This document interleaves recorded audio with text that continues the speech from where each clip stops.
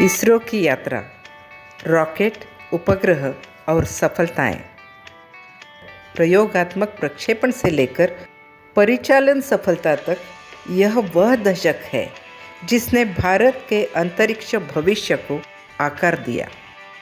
1985 और 1995 के बीच इसरो ने अपनी पहली उपग्रह प्रक्षेपण प्रणाली विकसित की, पृथ्वी अवलोकन उपग्रहों को अंतरिक्ष में भेजा और कमर्शियल सैटेलाइट्स के भविष्य के लिए तैयारी की।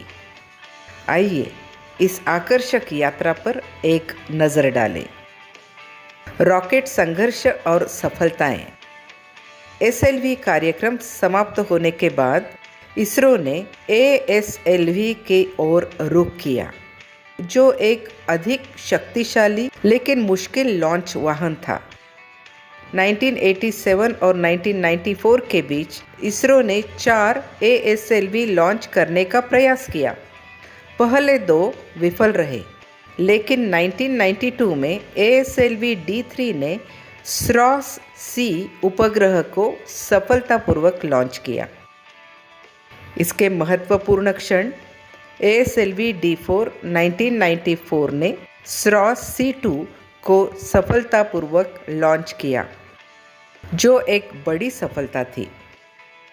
एएसएलवी के मार्ग प्रशस्त करने के साथ ही इसरो ने ध्रुवीय उपग्रह प्रक्षेपण यान मीन्स PSLV पर काम करना शुरू कर दिया। 1994 में PSLV D1 ने IRS-P2 उपग्रह को लेकर उड़ान भरी। हालांकि इस मिशन में कुछ छोटी मोटी रुकावटें आई, लेकिन इसने PSLV को आने वाले वर्षों में भारत का सबसे कारगर रॉकेट बनने के लिए मंच प्रदान किया। भारतीय उपग्रहों का उदय। जबकि रॉकेट विकसित हो रहे थे, भारत संचार उपग्रहों के साथ अपनी पहचान भी बना रहा था। इनसैट-1 श्रृंखला ने मौसम पूर्वानुमान, टीवी प्रसारण और दूरसंचार में मदद की। 1992 तक इसरो ने इनसैट-2A लॉन्च किया था। वो पहला पूरी तरह से भारत निर्मित उपग्रह था। ये महत्वपूर्ण क्षण था। इसरो ने भारतीय रिमोट सेंसिंग IRS कार्यक्रम भी विकसित किया है। IRS-1A 1988 और IRS-1B 1991 ने उच्च गुणवत्ता वाली पृथ्वी की तस्वीरें प्रदान की, जिससे कृषि, फॉरेस्ट और आपदा निगरानी में क्रांति लाई। ये अगेन महत्वपूर्ण क्षण थे IRS-1A का लॉन्च। SROS उपग्रह और गामा किरण अध्ययन। 1987 और 1994 के बीच इसरो ने वैज्ञानिक प्रयोगों के लिए 4 SROS उपग्रह प्रक्षेपित किए। SROS माने स्ट्रेच्ड रोहिणी सैटेलाइट्स। अंतिम मिशन SROS-C2 1994 में था। SROS-C2 ने गामा किरण विस्फोटों का अध्ययन किया, जिसने भारत की प्रारंभिक अंतरिक्ष अनुसंधान महत्वाकांक्षाओं को चिन्हित किया। ये महत्वपूर्ण क्षण था SROS-C2 का सफल लॉन्च। कमर्शियल स्पेस की शुरुआत। PSLV द्वारा अपनी क्षमता साबित करने के साथ इसरो ने वाणिज्यिक उपग्रह यानी कमर्शियल सैटेलाइट प्रक्षेपणों की नींव रखना शुरू कर दिया।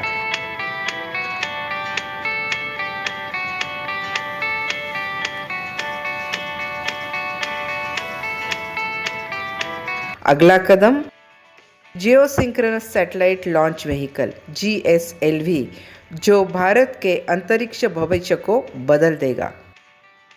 निष्कर्ष। छोटे प्रायोगिक रॉकेट से लेकर परिचालन उपग्रहों तक 1985 to 1995 का दशक इसरो के लिए एक महत्वपूर्ण मोड़ था। इन उपलब्धियों ने चंद्रयान और गगनयान जैसे भविष्य के मिशनों के लिए आधार तैयार किया। भारत की अंतरिक्ष की यात्रा के बारे में और अधिक जानना चाहते हो? सदस्यता ले और बने रहे। समराइजिंग। भारत के अंतरिक्ष पेलोड 1985 टू 1995 इसरो की यात्रा। 1985 और 1995 के बीच भारत ने अंतरिक्ष प्रौद्योगिकी में उल्लेखनीय प्रगति की। संचार, रिमोट सेंसिंग और वैज्ञानिक अनुसंधान के लिए एक्सलेंट पेलोड से लैस उपग्रहों को लॉन्च किया।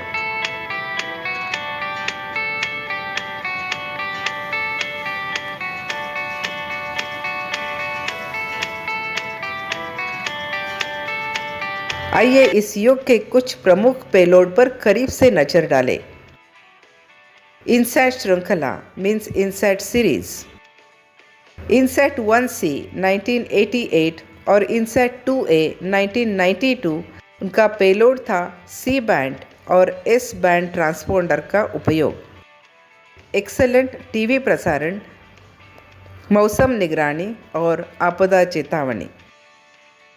इसका महत्व भारत के लिए बेहतर दूरसंचार और मौसम संबंधी डेटा एकत्रित करना।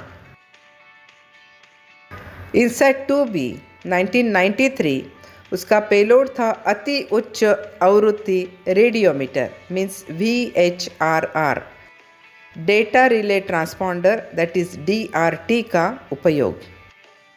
एक्सट्रीम चक्रवात मीन्स साइक्लोन ट्रैकिंग और वास्तविक समय मौसम डेटा संग्रह सक्षम किया।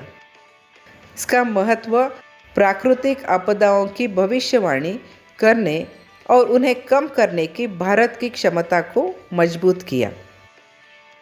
IRS-1A 1988 और IRS-1B 1991 के payload linear imaging self scanner LISS-1 और LISS-2। उसका उपयोग कृषि, फॉरेस्ट और भूमि उपयोग मानचित्रण के लिए गुड रिजोल्यूशन वाली फोटोग्राफी प्रदान की। इसका महत्व भारत के संसाधन प्रबंधन और पर्यावरण निगरानी में क्रांतिकारी बदलाव किया। IRS-P2 1994 PSLV का पहला सफल पेलोड था। IRS-P2 के ऊपर का पेलोड था LISS-2। उसका उपयोग शहरी नियोजन और पर्यावरण अध्ययन के लिए उच्च गुणवत्ता वाली फोटोग्राफी एकत्र की। महत्व अंतरिक्ष आधारित पृथ्वी अवलोकन में भारत की बढ़ती क्षमता को चिन्हित किया। वैज्ञानिक और तकनीकी प्रयोग SROS-1 1988 और SROS-2 1988 दोनों भी विफल रहे। SROS-C 1992 और SROS-C2 1994 सफल रहे। इनका पेलोड था गामा रे बर्स्ट प्रयोग, retarding potential analyser RPA। 2 payloads थे। इनका उपयोग गामा रे बर्स्ट का अध्ययन किया और पृथ्वी के आयन मंडल मीन्स आयोनोस्फीयर को मापा। महत्व भारत का पहला अंतरिक्ष आधारित खगोल भौतिकी अनुसंधान डेटा प्रदान किया। प्रक्षेपण यान पेलोड मीन्स रॉकेट का विकास। ASLV और PSLV। ASLV D4 1994 उसका पेलोड SROS-C2 का उपयोग गामा रे और आयन मंडलीय अध्ययन उपकरणों को ले जाया गया। उसका महत्व छोटे उपग्रह प्रक्षेपणों में भारत की सफलता को चिन्हित किया। PSLV D2 1994 में पेलोड था IRS-P2।